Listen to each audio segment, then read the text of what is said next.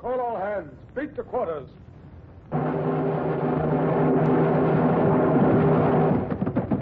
Run out the guns. Stand by the starboard battery. One broadside into it, if you please, Captain Bush.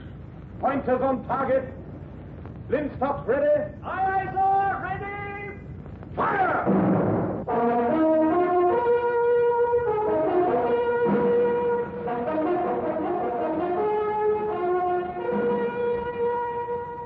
Presenting Michael Redgrave as C.S. Forrester's indomitable man of the sea, Horatio Hornblower.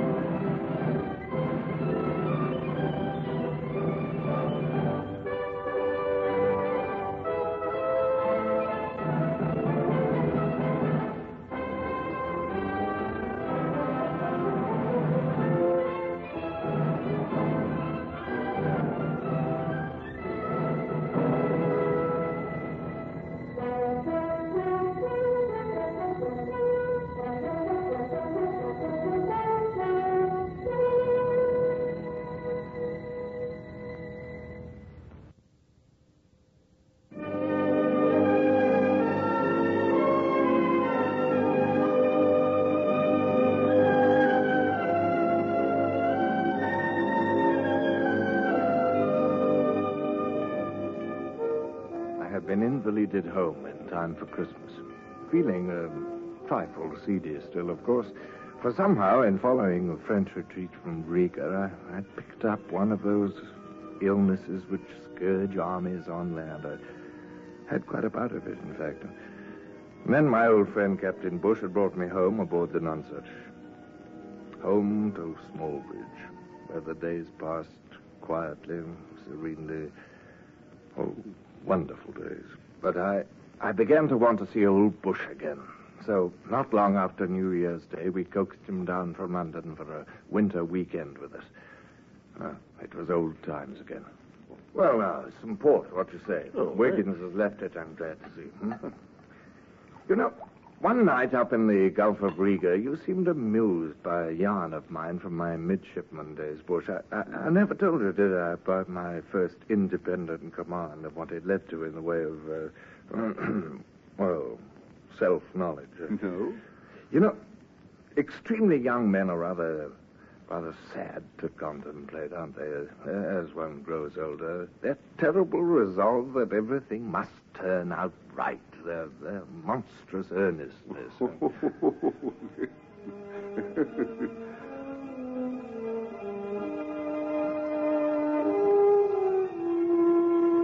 hadn't been so long aboard the Indefatigable under Captain Pellew.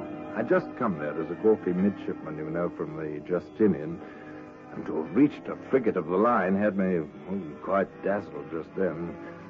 We were on patrol in the Bay of Biscay, and we'd fallen on a convoy of French merchant ships, most opportunely.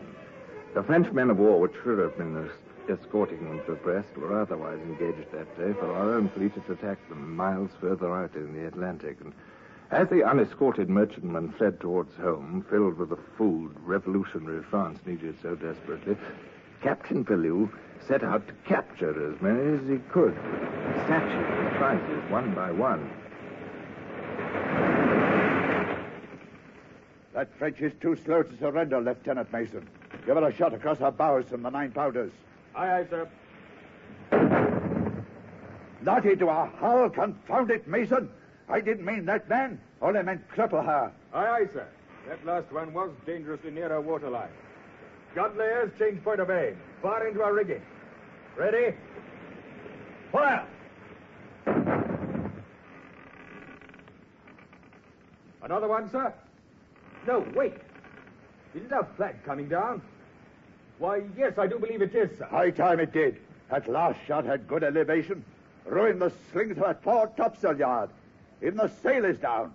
All right, all right. Let's heave to, close beside her. Have a broadside ready, Mason, in case she tries some trick. Give him his speaking trumpet. Ahoy there! What brig are you? Marie Galante of Bordeaux, 24 days out of New Orleans, in America, with rice. Rice? That'll sell for a pretty penny, sir, when we get her home to England.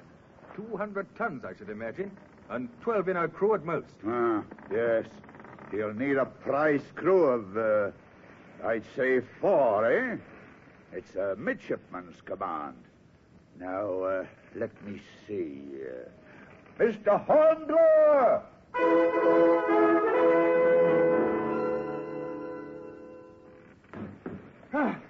Yeah, wait. Don't want to go all the way overside, do you? Or are you trying to knock us all breathless, huh? I'm so sorry. Oh, never mind. I'm only joking. You're a featherweight. Why, it's young Hornblower. I thought the old man was sending down an officer. I suppose I was all that was left. Oh, Elsie, easiest to spare at this point, Mr. Ross. Pull for the French brig, man. All right, sir. Think you can manage all right, Mr. Hornblower? Aye, sir. That French crew's likely to be nasty. Oh, I feel sure, sir, that I can. Yes. Your first command, I suppose, Well, yes. Still, it is a command in a way, isn't it? Even if it's such a short voyage, you know? I hope it will be a short voyage, Hornblower. You never know with a prize ship and prisoners. Watch that French crew. If you don't, they'll retake the ship and have you in a French jail before you know it. What English port are you heading for? Well, sir, I suppose whatever port's nearest. We both gazed up at the French brig as a cutter drew alongside. Struck by our fire, her fore topsail yard dangled precariously, and the jib halyard had slacked way off. The sail was flapping loudly in the wind. How many men will you want, Hornblower? Well, the captain told me to take 4 of your men, sir. They'd better be topmen, then. You'll have to get that jib in fast, or you will be in a bad condition. Aye, sir. Shall I pick 4 good men from you for my crew? I'd be very much obliged if you would, sir. You know them better than I do. All right. Matthews? Aye, sir. Carson? Aye, sir. Hunter? Aye, sir. Smith? You're detailed to man this brig under command of Mr. Hornblower. Keep them away from drink and they'll be all right. Well, here you are then, Mr. Hornblower. Watch out when you spring up those main chains. Lots of white water in between the 2 vessels, you'll notice. Here, Matthews, give Mr. Hornblower a hand there. On his other side. Wait for it, sir. Get ready. Now, jump, sir.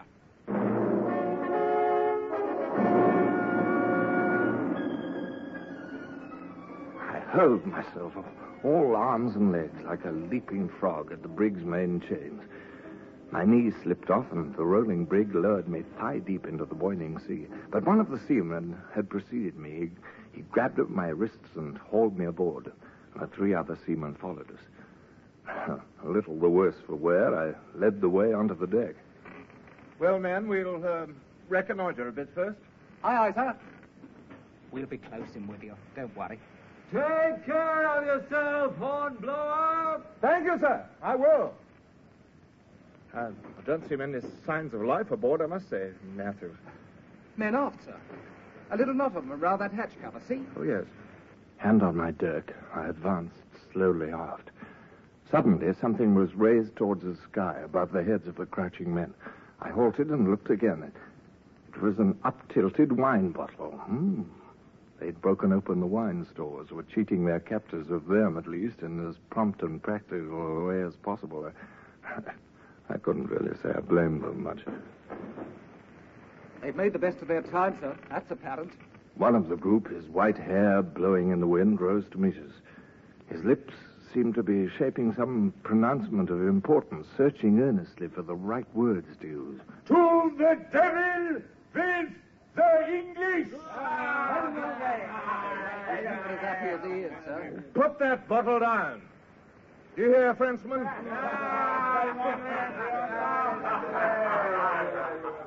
I didn't need to remember Ross's warning. If I didn't solve this situation instantly, my boarding party would be at the wine along with his French crew. And a frightening picture rose up in my mind. A disabled ship drifting about the Bay of Biscay, manned by a tipsy crew. A quick show of authority was called for. Put it down, do you hear me?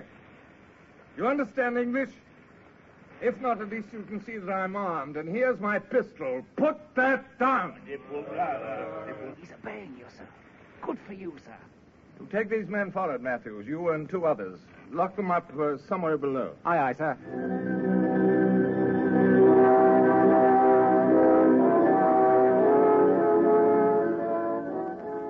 My first command, such as it was, and my first lesson in the loneliness that command brings to a man at sea. And suddenly, amidst these plans, a sickening thought struck through me. I rushed on deck to find Hunter. Hunter! Hunter, come here! Yes, sir. Hunter. What is it, sir? Look, it's occurred to me. Nothing's been done to see if the brig is taking in any water. You know, one of those shots we fired at her may have hulled her below the waterline. That's so, sir. We'd better sound the well.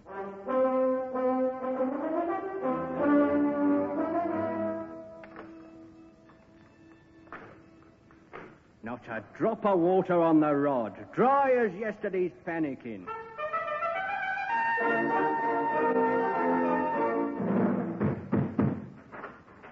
We can't keep the course set much longer, sir, and the wind's coming up very gusty-like. Oh, very good. Well, I'll be up, Hunter. Call all hands at once. Aye, aye, sir.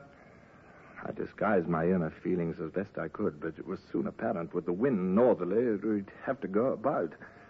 All hands wear ship! With but 4 men to handle topsails and close haul the brig on the starboard tack, the task took all that was left of the night. By the time we'd brought her safely round, all hope of an easy 2 days' run had vanished. True, we were heading away from the dangerous shores of France, but we were also heading away from the friendly shores of England. That French captain's been yelping his head off, sir. Insists he's got to talk to you. Important. Release him, Hunter. Bring him up to me.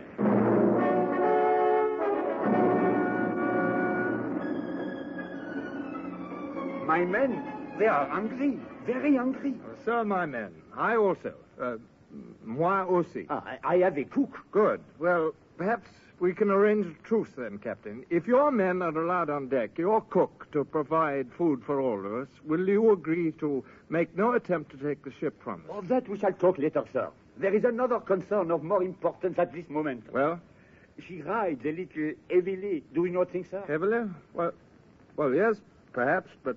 Perhaps she leaks. Oh, no. Oh, there's no water in her. We've tested the well. Tested the well? But, mon Dieu, you would find none in the well. Do you not know our cargo? Du riz, monsieur, du riz. What? We are carrying a cargo of rice. Cargo of rice? Why, yes, I recall now, but after all... Rice from New Orleans. No leak would be apparent in the well. The rice would absorb every drop of water in the hold. Yes, but... One shot from your cursed frigate struck us in the hull. Oh, did you not know? Yes, well... Hunter! Hunter, that shot hit her after all. Where, sir? Well, I don't know yet. Must be somewhere on the port side forward, though. We'll have a look.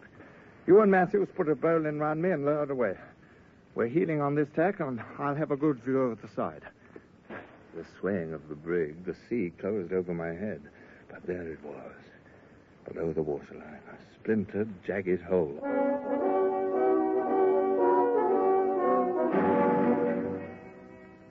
Mr. Hornblower! Mr. Hornblower, I call your notice to the deck seam forward there. What? It is opening. What? Hunter, look, the pitch is even bulging out of it. And just beyond, sir. See that other spot? There's something awful wrong. Pitch coming in ridges from the deck seam. Mon Dieu, I have just thought. The rice. The rice cargo, is that it? It grows bigger. What? Water's got well into it now, sir, so it's swelling. Dry rice that soaked will double, even treble its volume. This ship will burst wide open with this cargo. Oh, mon Dieu. I remembered the unnatural creaks and groans below, and I cursed myself for inexperience. A black moment. And if I hadn't spoken sharply, I'd have broken down in tears. Sooner we get that sailor hold, the better then. Hurry those Frenchmen up, Hunter. Don't simply stand there staring. Aye, sir. I said the ship was riding heavily. She is lower in the water already. Be silent, sir. One crisis after another. I have to think. Hurry with that sail. Do you hear me, man? Sir, I don't like the look of it. Straight I don't. She's settling down and opening up below as well as on deck. That rice is pushing her apart in every seam. Well, Matthews, I... Looky there, sir. Even that battened-down hatch cover's pushing upward. See? Well, I'll jettison the cargo then, Matthews. Get some prisoners together and we'll start. Hunter! Aye, sir. Take half your men off that sail work, open the hatches, and bring up the cargo fast.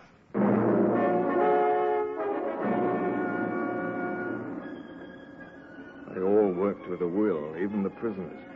And as they lifted off the hatch covers, brown forms shot out abruptly, rice bags forced upwards by the pressure of others below. Bag by bag, the rice was hauled up from the hold and cast overboard.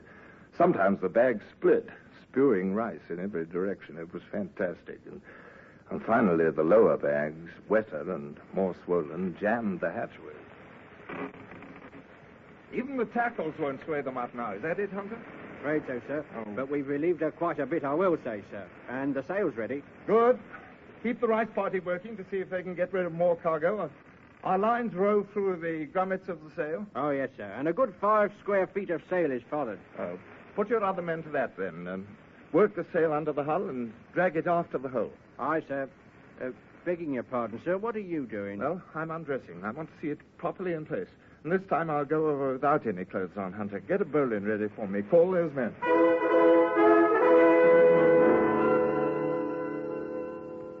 Naked and wet, I lost a lot of skin. The ship was rolling most of this time, but I managed to see the forward sail in place against the hull. A hairy mass sucked in instantly into position. The hull seemed fairly plugged, and they hauled me up. Well, sir, they got a few more bags out of the hold while you was gone. Good. I'm Tom Matthews, can you? Hunter, hand me that shirt, will you? She's riding better now. You notice, don't you, sir? Yes, and the wind's improving. We'll lay her on our original course, Hunter, northeast by north. Aye, sir.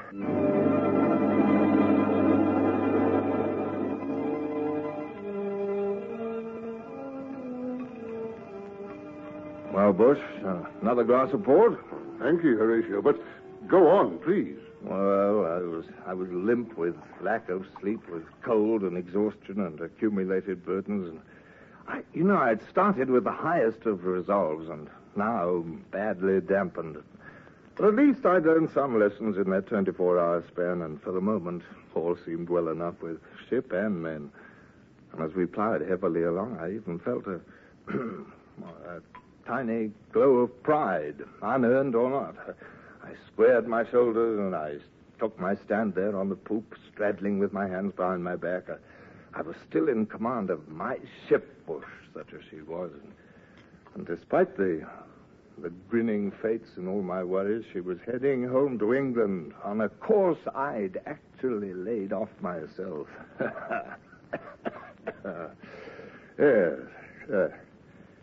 Yes, very young and earnest men. They are a bit sad, Huh? Yes, indeed. Well, Bush, finished your port? Yes. Well, mustn't keep my lady wife waiting, must we?